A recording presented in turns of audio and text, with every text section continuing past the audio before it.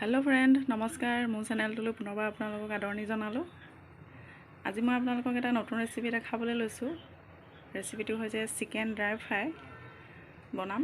এয়া লৈছো মই তাৰ বাবে চিকেন বয়লাৰ মাংস আৰু তাৰ বাবে ৰেডি কৰি লৈছো এয়া পিয়াজ মিডিয়াম সাইজৰ পিয়াজ তিনটা কাটি ললো মই আৰু কমা আদা আৰু জলকীয়া এয়া নহৰু মই খুন্দি লম।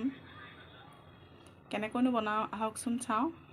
মোৰ ভিডিওটো স্কিপ নকৰাকৈ সম্পূৰ্ণকৈ চাব। মই মাংসত দিবৰ কাৰণে এয়া মছলা লৈছো।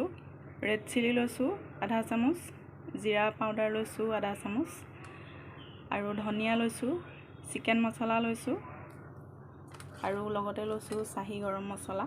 মই অধিক মছলা ব্যৱহাৰ কৰা নাই, কমকৈ দিম মছলা।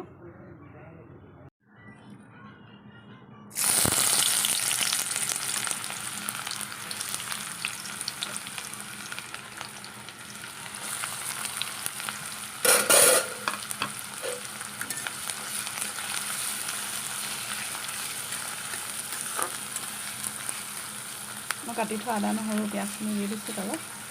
এনেকৈ অকণমান ৰঙা হ'ব দিম।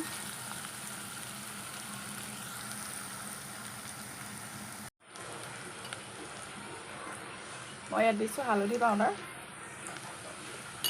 হালধি তেলতে দি দিছোঁ।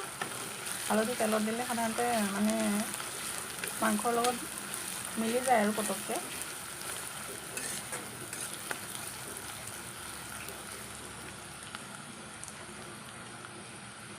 আৰু যিখিনি মছলা ৰাখিছিলোঁ সেই মছলাখিনি মই এতিয়া ইয়াত দি দিছোঁ।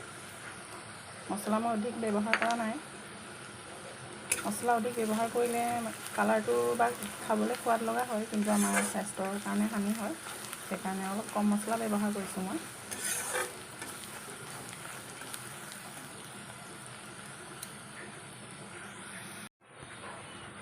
এতিয়া মই ইয়াত মাংস দি দিছোঁ।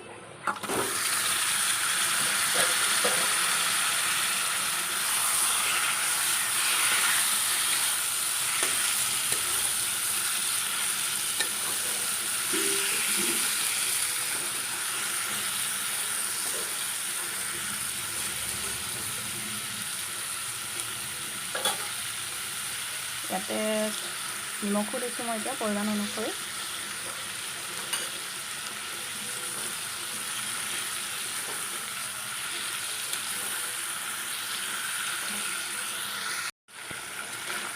ধুনীয়াকৈ মিলি গৈছে মছলাখিনি চাওক। এতিয়া মই 2 মিনিটমানৰ কাৰণে ঢাকি দিম অকণ সিজিবলৈ।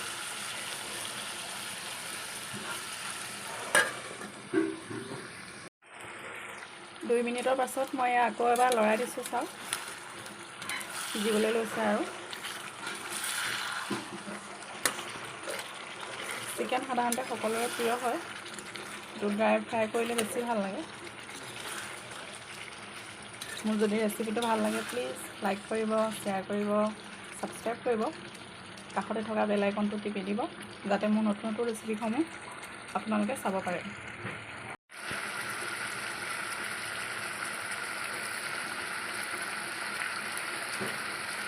আকৌ মই অকণমান সময়ৰ কাৰণে ভাজিখন ঢাকি দিছোঁ। বেছি সময় নহয়, বেছি 2 মিনিট আৰু।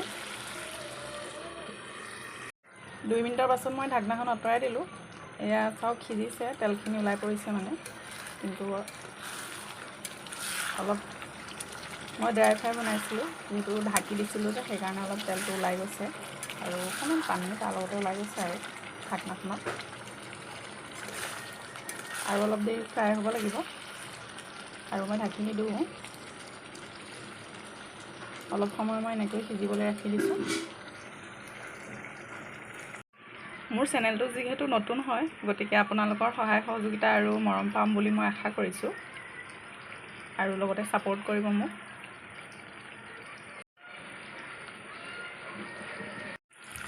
মোৰ প্ৰায় মাংস ভাজিখন হৈ গৈছে আৰু সিজি গৈছে প্ৰায়। ইয়াত মই ধনিয়া পাত 3 খিলামান আনি দিছোঁ। এয়া মান ধনিয়া ইয়াত দি দিম মই। এয়া মই ধনিয়া পাত কেইখিলা ইয়াত দি দিছোঁ। মোৰ মাংস ফ্ৰাই হৈ গ'ল। এয়া চাওক একদম কালাৰ ধুনীয়া হৈছে, খাবলৈও টেষ্টি হৈছে। চ' তো আপোনালোকেও বনাই চাবচোন। যদি মোৰ ৰেচিপিটো ভাল লাগিলে নহয় প্লিজ লাইক কৰিব, শ্বেয়াৰ কৰিব, কাষতে থকা বেল আইকনটো টিপি দিব আৰু এনেদৰে বনাই খাবচোন, ভাল লাগিব। এতিয়া মই কাঢ়ি দিম কেৰাহীৰ পৰা।